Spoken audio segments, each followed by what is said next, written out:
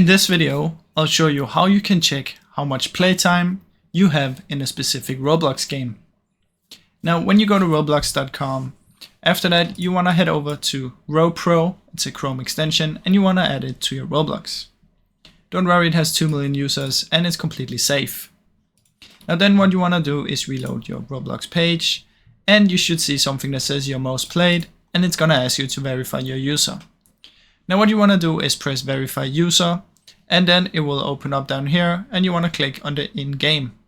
Now what this will do is it will take you over to the RoPro user verification, and simply what you want to do is just click on play, and it's going to open up your Roblox game with an emoji code.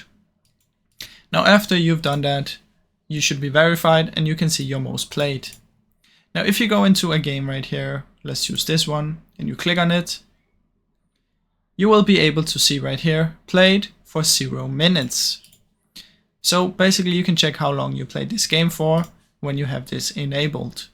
So that's basically how it works, guys. Now I really hope you enjoyed this video. If you did, please leave a like and subscribe, as it helps me out a ton. Thank you so much for watching.